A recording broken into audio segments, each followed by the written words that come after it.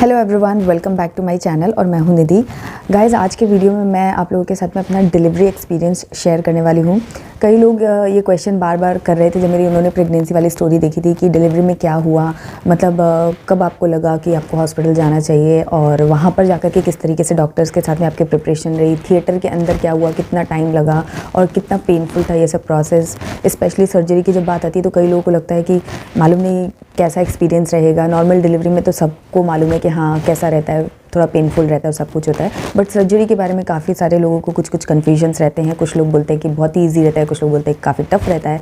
तो क्योंकि मेरी सिजेरियन डिलीवरी हुई थी तो मेरे साथ क्या क्या हुआ, पूरा जो डिलीवरी का कितना टाइम मुझे लगा और कितने टाइम में मेरा बेबी आ गया, मुझे क्या क्या प्रॉब्लम्स हुई या क्या क्या कंफर्ट रहा मेरे लिए, वो सब कुछ आज के वीडियो में मैं शेयर करूँगी। सो बेसिकली डिलीवरी रूम और प्रिपरेशन, डिलीवरी की जो प्रिपरेशन थी उसके बारे में सारी डिटेल्स अपने एक्सपीरियंस से आप लोगों के साथ में शेयर करूँगी। So without much ado let's get started.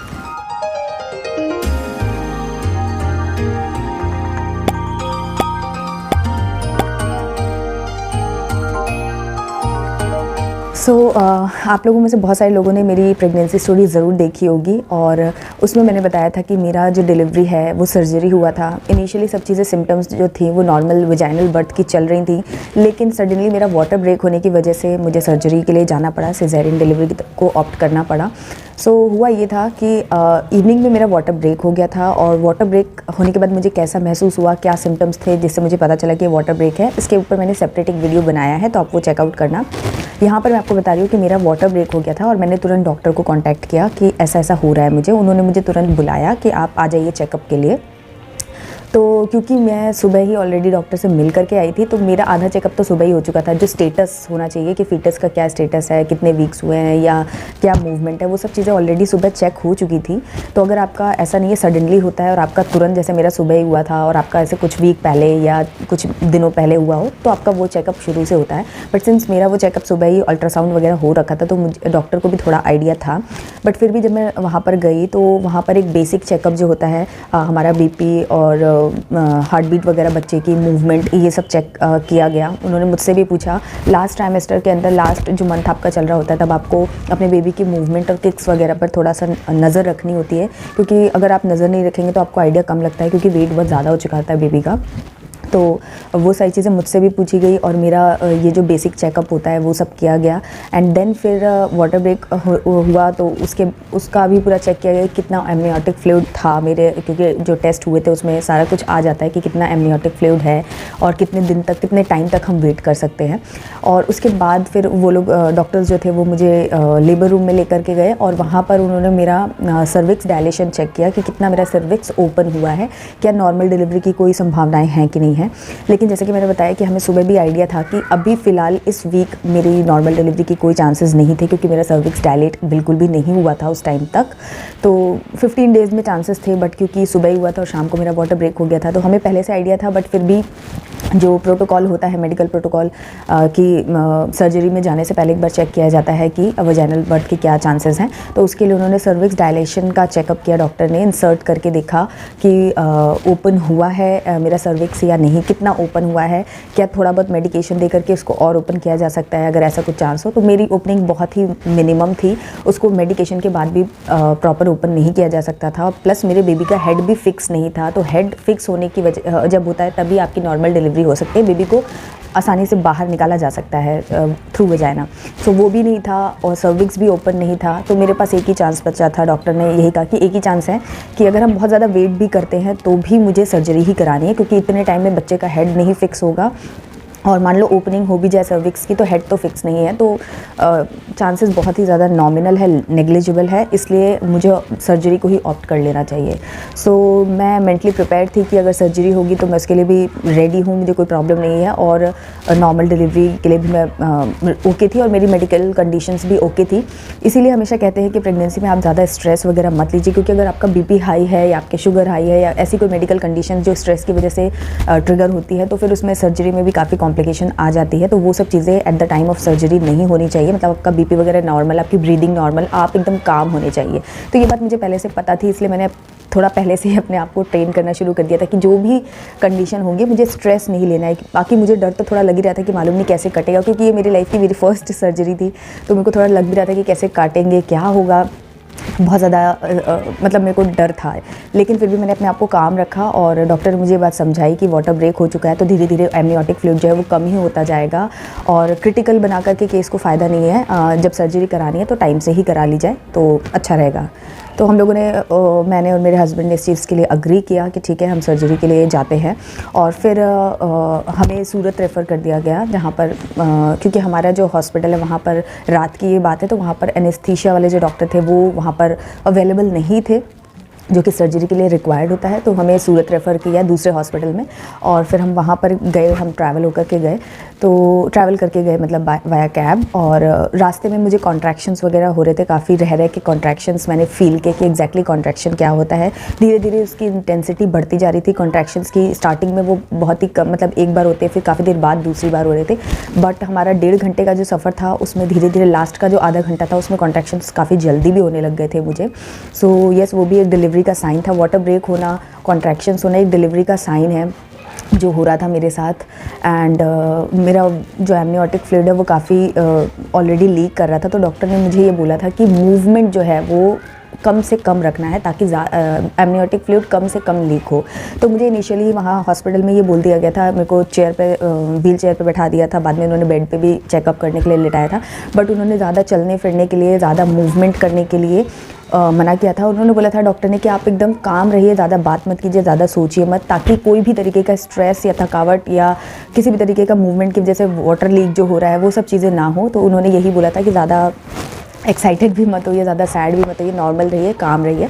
सो बस मैं उस तरीके से ही जा रही थी। वहाँ पर भी उन्होंने बोला था कि ज़्यादा चिल्लाना नहीं है, जैसे दर्द हो रहा था तो चिल्ला रहे थे, तो डॉक्टर ने बोला था कि ज़्यादा चिल्लाना भी नहीं है, नॉर्मल जितना सह सको उतना सह करके जाना है। सो बस मेरी मम्मी ने मुझे बोला था कि भगवान का मंत्र जो है वो जपते रहना। तो बस मैं उससे थोड़ी शक्ति मिलती है, सहन शक्ति मिलती है और आपका ध्यान डाइवर्ट रहता है। ये है तो आप भी कोई भी ऐसी चीज़ जो आप चाहते हैं, अपना फेवरेट कोई मंत्र है, कोई पूजा है या कोई भी चीज़ जो आपको बहुत काम करती है, वो चीज़ें आप ध्यान मतलब उसका ध्यान करते रहिए, तो इन सब चीज़ों से थोड़ा आपका ध्यान डाइवर्ट होता है। सो इस तरीके से मैं 1.5 घंटे बाद वहाँ हॉस्पिटल में पहुँची और अगैन उस हॉस्पिटल में भी फटाफट से उन्होंने मुझे पहले एक टेस्टिंग रूम में ले जाते हैं, मतलब एक रूम में ले जाते हैं जहाँ पर सारे आपके टेस्ट वगैरह किए जाते हैं। तो उन्होंने मेरे को गाउन पहना दिया था, जो हॉस्पिटल का गाउन होता है वही पहना दिया था उन्होंने। मेरे कपड़े थे उन्होंने हटा करके और हॉस्पिटल के कपड़ों में मैं आ चुकी थी। तो मतलब वो पहनने के बाद उसके बाद फिर अगेन वही वापस से चेकअप हुए, बीपी और भी जो चेकअप्स होते हैं वो सब चीज़ें हुई थी वहाँ पर। एंड फिर डायलेशन उन्होंने भी चेक किया, सर्विक्स कितना डायलेट हुआ है। एंड उन्होंने भी यही बोला कि सर्जरी ही पॉसिबल है, अभी नॉर्मल डिलीवरी के चांसेस बिल्कुल नेग्लिजिबल हैं। हम लोगों ने उनसे भी पूछा था कि क्या कोई पॉसिबिलिटी है, तो हम थोड़ा सा ट्राई करना चाहेंगे। उन्होंने मना कर दिया डॉक्टर्स ने कि नहीं, कोई पॉसिबिलिटी नहीं है, आपको सर्जरी ही करानी पड़ेगी, वही बेस्ट ऑप्शन है। तो वी वर ओके और हम लोग उस पर एग्री कर गए। और उसके बाद उन्होंने जो वहाँ की जो नर्सेस थी उन्होंने सर्विक्स का तो मैंने बताया वो चेक किया था। उसके बाद उन्होंने जो प्यूबिक एरिया होता है, वजाइना एरिया होता है, वहाँ पे जो भी हेयर्स होते हैं वो रिमूव किए जाते हैं। वेदर आप उसको घर से खुद करके रखो या नहीं रखो, लेकिन वो वहाँ पर करते ही हैं। मेडिकल ब्लेड्स जो होती हैं उनका यूज़ करके करते हैं। बहुत ज़्यादा फाइन और बहुत ज़्यादा पेनफुल कुछ नहीं होता, फटाफट कर देते हैं, आपको पता भी नहीं चलता है। तो वो वहाँ का हेयर रिमूव करते हैं, क्योंकि जो आपका इंसिजन लगता है, कट लगता है सर्जरी के टाइम पे, वो बहुत ज़्यादा आपके एब्डोमेन एरिया में एकदम नीचे की साइड में रहता है, तो प्यूबिक एरिया जो बेसिकली होता है, तो इसलिए वहाँ पर हेयर्स नहीं होना चाहिए। तो इसलिए वो लोग अपनी हिसाब से हेयर्स रिमूव कर देते हैं।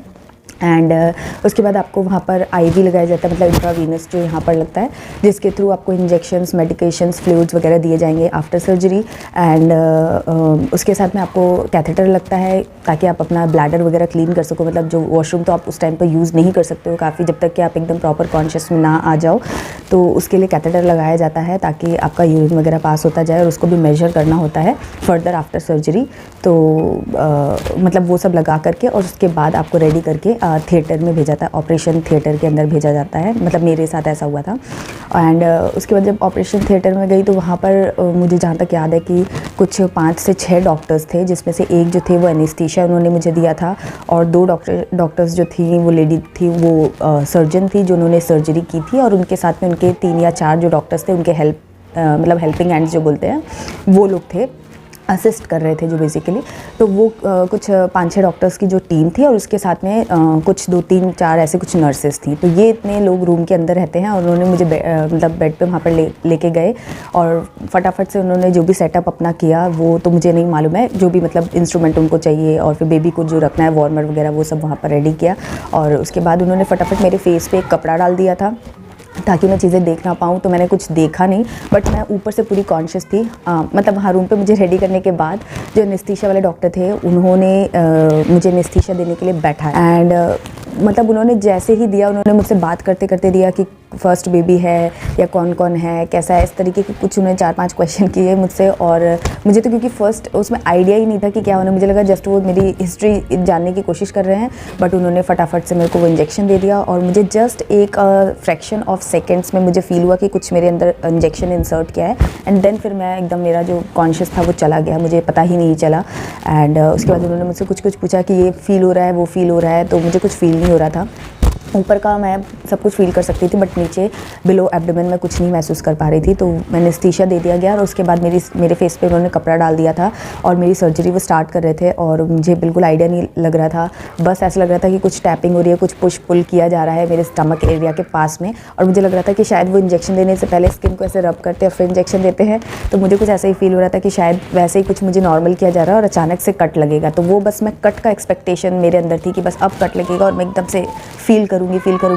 यही मैं सोच रही थी और सोचते सोचते में तुरंत मुझे एक बेबी के रोने की आवाज़ सुनाई दी, जो मेरा बेबी था ऑफ कोर्स। और फिर वहाँ पर जो सिस्टर थी उन्होंने आकर के बताया कि it's a baby boy, male child. और आई वॉज़ हैप्पी कि चलो सब कुछ हो गया। और मुझे मतलब मैं सरप्राइज़ हो गई थी कि मैं वेट कर रही थी कट होगा, मुझे कुछ पेन होगा, हल्का सही कुछ तो होगा, बट मुझे कुछ महसूस नहीं हुआ और मेरा बेबी आ चुका था, सारी प्रोसेस हो चुकी थी। उसके बाद इवन मतलब स्टिचिंग वगैरह भी सब कुछ हो चुका था। एंड उसके बाद बेबी को हमारे जो क्लीन वगैरह करके उन्होंने और हमारी फैमिली को, जो हमारी फैमिली बाहर वेट करी थी, उनको दिखाया। और उसके बाद उसको वार्मर, जो बेबी वार्मर होता है वहाँ पर कुछ देर के लिए रखते हैं, तो वहाँ पर उसको रखा गया बेबी को। एंड ये पूरी प्रोसेस जो हुई थी थिएटर में अंदर जाने से थिएटर से बाहर आने में, ये करीब 15 मिनट्स के अंदर का ये प्रोसेस है। एग्जैक्ट मैं आपको नहीं बता सकती बट एग्जैक्टली 15 मिनट से के अंदर सारी प्रोसेस हो चुकी थी थिएटर में जाने से और थिएटर में आने तक। ये प्रिपरेशन टाइम में नहीं काउंट कर रही हूँ। प्रिपरेशन टाइम पे अगर आप काउंट कर ले तो अराउंड 30 to 45 मिनट्स का टाइम आपको लगता है। एंड लेकिन 15 मिनट्स में मेरी जो सर्जरी थी वो कंप्लीट हो गई थी, उसमें बेबी मेरा हो चुका था। एंड उसके बाद उन लोगों ने कुछ मेडिकेशंस जो होते हैं वो मेरा आईवी जो डाली थी उसके थ्रू उन्होंने दे दिया था। और उसके बाद उन्होंने मुझे रिकवरी रूम जो बोलते हैं या वार्ड में शिफ्ट कर दिया था।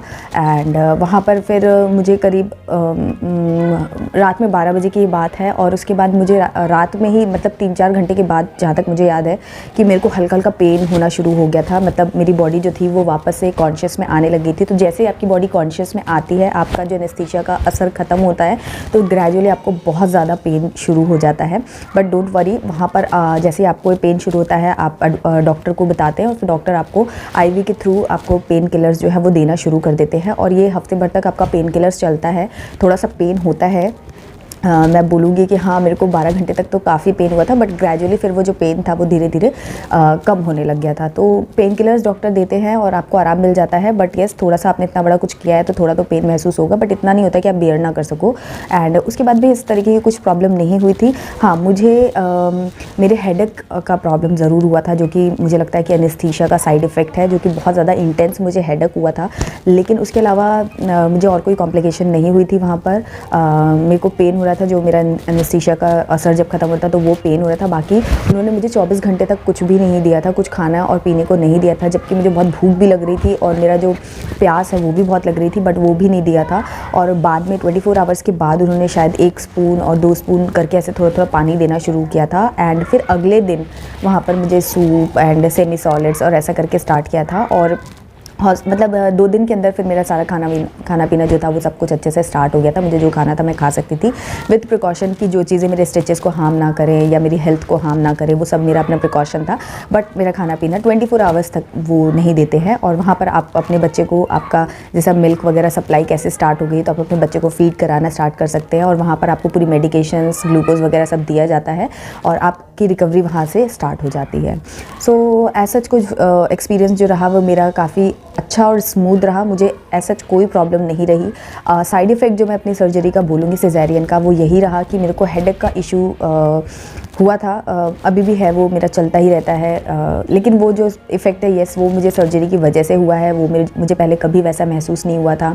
जब मैं हॉस्पिटल से आ रही थी तो मैं एकदम आपको बता नहीं सकती, वहाँ से मेरा घर 15 मिनट्स ही था और 15 मिनट्स में मेरी जो हालत थी, मैं बैठ नहीं पा रही थी गाड़ी में। मुझे ऐसा लग रहा था कि बस अभी मैं गई और अभी मैं गई, इतना ज़्यादा वो इंटेंस पेन मेरे सर में हो रहा था। डॉक्टर से भी मैंने बताया था तो उन्होंने मुझे बोला कि आप ब्लैक कॉफ़ी, स्ट्रॉन्ग कॉफ़ी पीजिए, कुछ मेडिकेशंस भी दी थी। तो मतलब वो है, अगर आपको भी ये प्रॉब्लम्स हो रही है, हेडेक वाली प्रॉब्लम अगर आपको भी हो रही है तो मुझे आप ज़रूर कमेंट सेक्शन में बताइएगा। मैं जानना चाहती हूँ कि मेरे अलावा कितने लोग हैं, क्योंकि मेरे सराउंडिंग में जितने भी लोग हैं ना, उनको इस तरीके की प्रॉब्लम मैंने नहीं देखी। सबको या तो बैक पेन होता है या कुछ अलग प्रॉब्लम्स होती हैं, बट ये हेडेक वाली प्रॉब्लम जो है ये मैंने किसी को सुनी नहीं है। तो मैं जानना चाहती हूँ कि आप में से भी किसी को इस तरीके की अगर कोई problem post surgery, post caesarean delivery हुआ है तो मुझे ज़रूर कमेंट सेक्शन में बताइएगा।